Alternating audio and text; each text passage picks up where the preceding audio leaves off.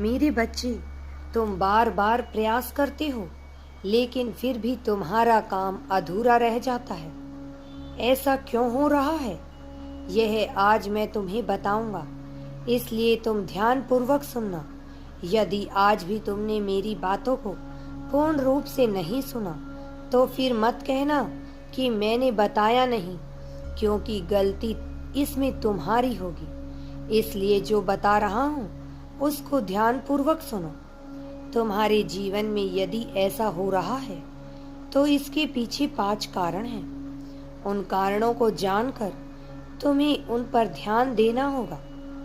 मेरे प्यारे बच्चे, तुम्हें मेरी बातों को सुनना होगा और उन्हें अपने अंदर धारण करना होगा।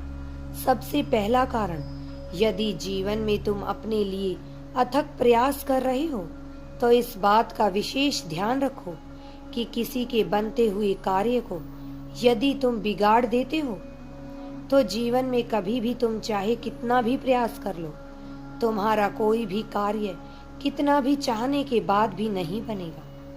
क्योंकि जो तुम दूसरों के साथ कर रहे हो, वह तुम्हारे साथ होगा। और दूसरी बात, तुम परिश्रम कर रहे हो जिस कार्य के लिए, उस पर इतना परिश्रम करो कि तुम्हारे परिश्रम की हद पार हो जाए।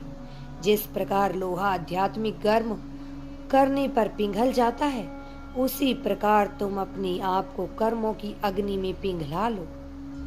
उस कार्य के लिए परिश्रम अभी और बाकी है, क्योंकि कोई भी कार्य पूर्ण होने में जितना परिश्रम लगता है, वह परिश्रम अभी भी तुम्हारे कार्य को पूर्ण करने में कम पड़ रहा है। इसलिए तुम अपने परिश्रम की गति को बढ़ाओ मेरे बच्चे। और तीसरा, तुम जिस कार्य को कर रहे हो, उस कार्य को लेकर तुम पूरी आशा रखते हो, लेकिन उससे कहीं अधिक तुम्हें प्राप्त होता है। लेकिन किसी भी चीज को प्राप्त होने का एक निश्चित समय होता है। जिस प्रकार विद्यार्थी परीक्षा देने के बाद उसका फल प्राप्त होता है, उसी प्रकार तुम्हारा उस चीज को प्राप्त करना एक निश्चित समय पर निर्धारित है मेरे बच्चे। तुम्हें सदैव परिश्रम करना ही होगा। मेरी चौथी बात को ध्यान से सुनो। तुम किसी भी कार्य को खुद या जबरदस्ती कर रहे हो और तुम उस कार्य को करते हुए खुशी ही प्राप्त नहीं कर रहे हो, तो वह कार्य तुम्हारा कभी पूर्ण नहीं होगा। क्योंकि जो कार्य तुम्हें खुशी देता है, उसी में तुम खुश रहते हो और तुम्हारा समय बर्बाद नहीं होता है। और जिसमें तुम्हारा मन नहीं है, उसको करके अपना समय नष्ट मत करो। 5वां यह है कि अगर तुम आलसी व्यक्ति हो और कर्मठ नहीं हो, हाथ पर हाथ रखकर बैठकर केवल सपने देखने वाले में से हो, तो तुम्हारा कार्य निश्चित ही नहीं बनने वाला।